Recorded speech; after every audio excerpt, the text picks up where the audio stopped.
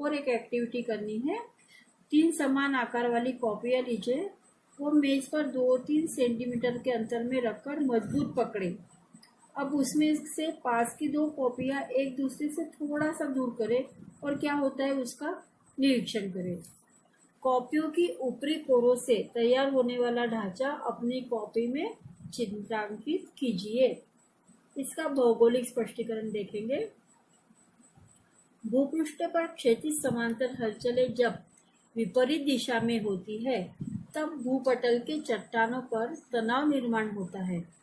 उससे चट्टानों में दरारें पड़ जाती है जिससे भ्रंश निर्माण होते हैं। भ्रंश यानी दरार। परिणामतः दोनों भागों की चट्टानें दूर हो जाती है और चट्टानों की समानता नहीं रहती। अब हम देखेंगे भ्रंश घाटी। कभी कभी भूपटल पर तनाव निर्माण होता है। उसके कारण 2 समीप वाले भ्रंश के बीच वाला भूपटल का भाग धंस जाता है। ऐसे धंसे हुए भाग को ही भ्रंश घाटी कहती है। आप लोग देख सकते हैं आकृति 2.10 और भ्रंश घाटी की दोनों ढलानें तीव्र होती है। जैसे भारत में नर्मदा नदी की भ्रंश घाटी देखिए, ये 2.10 और भ्रंश घाटी और 2.10 वो भ्रंश घाटी यानी नर्मदा नदी हम लोग देख सकते हैं। अफ्रीका महाद्वीप की ग्रेट रिफ्ट वैली, यूरोप की राइन नदी की भ्रंश घाटी आदि है। हलचलों से निर्मित महाद्वीप। पृथ्वी के केंद्र अथवा केंद्र की ओर से भूपटल की ओर मंद गति से हलचलें होती रहती है। इन हलचलों के कारण भूपटल का विस्तृत भाग ऊपर उठ जाता है अथवा धंस जाता है। भूपटल का भाग समुद्री सतह से ऊपर उठ जाने से महाद्वीपों की निर्मित होती है। अतः इन हलचलों को महाद्वीपों का निर्माण करने वाली हलचलें कहते हैं। इन हलचलों से विस्तीर्ण मैदानों की निर्मित हो सकती है, लेकिन मुख्य भूभाग भूमि धंसने की वजह से समुद्र सतह से नीचे चला जाता है। ऐसे समय में वह भूभाग समुद्री तल के सतह का भाग बन जाता है। अब हम देखेंगे द्रुत भू हलचलें। हमने पाठ के आरंभ में भूकंप के समाचार का अध्ययन करके चर्चा की है। भू अर्थात जमीन और कंप यानी कंपन। भूकंप यह पृथ्वी के भूपटल का एक ऐसा कंपन है। भूकंप की तीव्रता एवं परिणाम यह जानकारी आपको प्रारंभ में दी गई कृति से हो चुकी है। अब हम पृथ्वी के आंतरिक प्रक्रियाओं से उत्पन्न होने वाली द्रुत भू हलचलों के बारे में जानकारी प्राप्त करेंगे, जैसे भूकंप और ज्वालामुखी। क्या आप जानते हैं रेलवे स्टेशन पर खड़े होते समय पटरी से कोई भी रेलगाड़ी अगर गुजरती है तो स्टेशन यानी प्लेटफॉर्म पर कंपन का अनुभव होता है। आपने ये तो महसूस किया होगा, कभी रेलवे स्टेशन गए हो ना तो जरूर किया होगा। किसी पुल से कोई भारी भरकम वाहन तेज गति से गुजरता है तो पुल पर कंपन का अनुभव होता है। आप लोगों ने बर्डी से जाते हुए वो लोहा पुल देखा होगा, तो कभी अगर गए हो तो वहां पे अगर गाड़ी ट्रेन गुजर रही है ना तो आप उसके नीचे खड़े होके देखिएगा, आप लोगों को उसका अच्छे से अनुभव हो जाएगा। ठीक है, इस अनुभव से ही भूकंप के समय होने वाले कंपन का भी अंदाजा लगाया जा सकता है। अब इसमें हम मेन इस पे आ रहे हैं, यानी जो कि भूकंप। भूपृष्ठ के नीचे होने वाली हलचलों के कारण भूपटल पर भारी दबाव निर्माण होता है। यह दबाव विशिष्ट सीमा से अधिक उत्पन्न होने पर वहां की ऊर्जा का उत्सर्जन होता है। इन ऊर्जा तरंगों के कारण ऊर्जा लहरें निर्माण होती है, जिससे भूपृष्ठ पर कंपन होता है। उसे हम भूकंप कहते हैं। भूकंप की तीव्रता रिश्टर इकाई में भूकंप मापक यंत्र द्वारा मापी जाती है। आप लोग आकृति 2.11 देख सकते हैं, साधारण भूकंप मापक यंत्र और उसका आलेख। भूकंप के कारण कौन से है? भूपटल का सरकना, भूपटल का एक दूसरे से टकराना, भूपटल के निचले चट्टानों में भ्रंश यानी दरार निर्माण होना, भूपटल के आंतरिक भागों में तनाव निर्माण होकर चट्टानों में भ्रंश होना। अब ज्वालामुखी का विस्फोट होना। क्या आप जानते हैं ऑस्ट्रेलिया, अफ्रीका, एशिया, यूरोप, उत्तरी अमेरिका, दक्षिण अमेरिका, अंटार्कटिका, ये 7 प्रमुख महाद्वीप है। पृथ्वी का भूपटल ऐसे ही भूपट्टों से बना है। इन भूपट्टों पर महाद्वीप, महासागर फैले हुए हैं। पृथ्वी के भूगर्भ से निर्मित दबाव और तनाव से यह भूपटल विपरीत दिशा में फैल रहे हैं। भूकंप नाभि एवं अधिकेंद्र।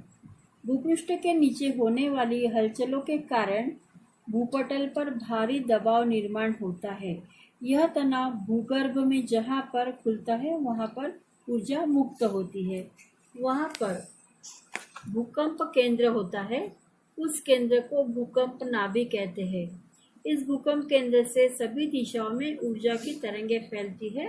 ये ऊर्जा तरंगें भूपृष्ठ पर जहाँ सर्वप्रथम पहुँचती है, अर्थात भूकंप नाभि से भूपटल तक जहाँ प्रथम भूकंप का कंपन होता है, उस स्थान को भूकंप का हम लोग अधिकेंद्र कहते हैं। भूकंप का अधिकेंद्र यह भूकंप नाभि से लंबवत होता है। हम लोग ये आकृति 2.12 में देख सकते हैं। भूकंप नाभि से तनाव मुक्त होने पर मुक्त होने वाली जो ऊर्जा है उसका उत्सर्जन सभी दिशाओं में होता है। यह ऊर्जा विविध तरंगों के माध्यम से भूपृष्ठ की ओर आती है और इन भूकंप तरंगों के प्राथमिक, द्वितीयक एवं भूपृष्ठीय तरंगे ऐसे 3 प्रकार होते हैं। ये हम लोग आकृति 2.12 में देख सकते हैं, जिसका नाम है भूकंप तरंगों के प्रकार। वो डिटेल में हम लोग यहाँ पे अच्छे से देख सकते हैं। हम लोग देखेंगे पहले प्राथमिक तरंगे यानी प्राइमरी और पी वेव्स। भूगर्भ में ऊर्जा का उत्सर्जन होने पर ये तरंगे सबसे पहले भूपृष्ठ पर पहुंचती है। भूकंप के केंद्र से पृथ्वी की त्रिज्या पर सभी दिशाओं से भूपृष्ठ की ओर द्रुत गति से आने वाली इन तरंगों को प्राथमिक तरंगे कहते हैं। इन तरंगों के कारण चट्टानों के कणों की हलचल ऊपर नीचे होती है, इसलिए इन तरंगों को आगे पीछे होने वाले तरंगे भी कहा जाता है। ये तरंगे ठोस, द्रव एवं वायु तीनों ही माध्यम से प्रवाहित हो सकती है। केवल द्रवरूप पदार्थ प्रावरण से प्रवाहित होते समय दिशा में परिवर्तन होता है। प्राथमिक तरंगों के कारण भूपृष्ठ पर स्थित इमारतें हिलती है।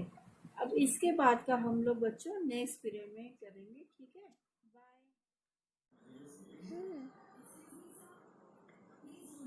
दो द्वितीयक तरंगे यानी सेकेंडरी और एस वेव्स। ये तरंगे भूपृष्ठ पर प्राथमिक तरंगों के बाद पहुंचती है। इन्हें द्वितीयक तरंग या एस तरंगे कहते हैं। ये तरंगे नाभि केंद्र से ही सभी दिशाओं में फैलती है। इनकी गति प्राथमिक तरंगों से कम होती है। इन तरंगों के कारण मार्ग में कणों की हलचल ऊपर नीचे होती है। ये तरंगे सिर्फ ठोस पदार्थों से ही प्रभावित होती है, किंतु द्रव पदार्थों से प्रभावित नहीं होती, बल्कि खंडित होती है। इन तरंगों से मकान हिलते हैं। फलस्वरूप ये तरंगे प्राथमिक तरंगों से अधिक विनाशकारी होती है, जो कि अब हम लोग आकृति 2.12 में देख सकते हैं। नंबर 3, भूपृष्ठीय तरंगे यानी सरफेस और एल वेव्स। भूपृष्ठ पर प्राथमिक और द्वितीयक तरंगे पहुंचने के बाद उसका प्रभाव भूपृष्ठ अधिकेंद्र पर पड़ता है, जिससे नई तरंगे निर्मित होती है। ये तरंगे परिधि की दिशा में फैलती है। ये तरंगे अधिक विनाशकारी होती है। भूकंप मापक यंत्र। इस यंत्र के माध्यम से भूकंप तरंगों का आलेख बना सकते हैं।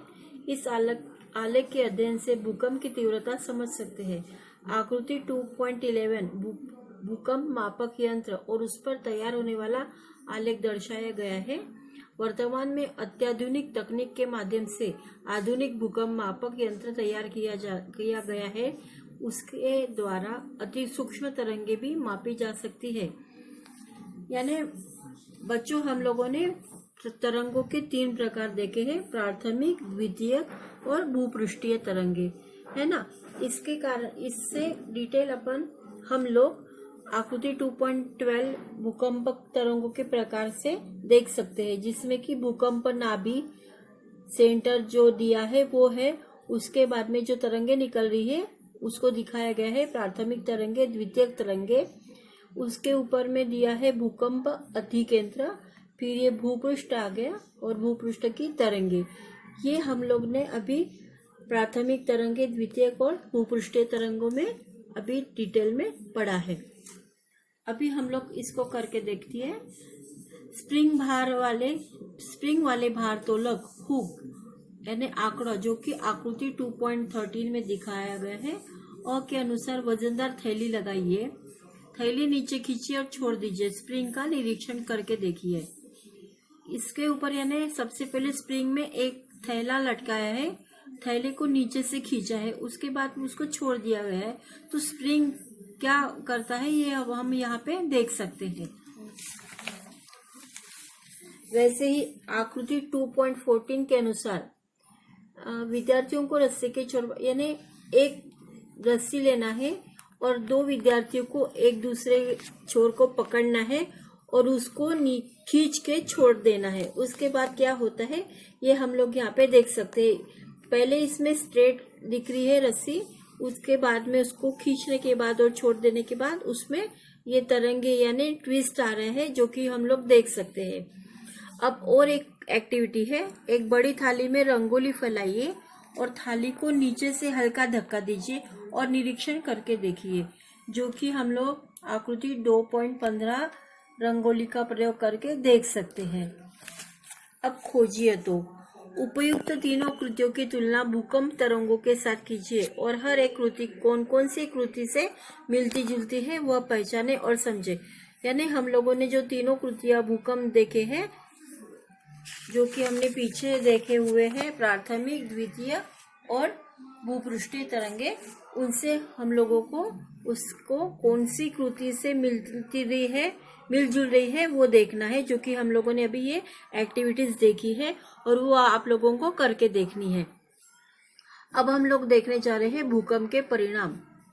अब भूपृष्ठ पर दरारें पड़ती है, भूस्खलन होकर चट्टानें गिरने लगती है। कई बार भूजल के मार्ग में भी परिवर्तन आ जाता है, जैसे कुएं में पानी आ जाना या कुएं सूख जाना।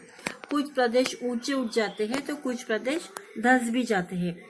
समुद्र में सुनामी लहरें भी निर्माण होती है। उन लहरों से किनारों पर बड़ी मात्रा में जीव एवं वित्तम हानि भी होती है। हिमाच्छादित प्रदेशों में हिम की चट्टानें गिरती है। मकान गिरने से वित्त हानि और जीवित हानि होती है। यातायात मार्ग बाधित हो जाते हैं। संचार व्यवस्था अस्त व्यस्त हो जाती है। इसके आगे हम लोग कल के नए लेसन में देखने वाले हैं।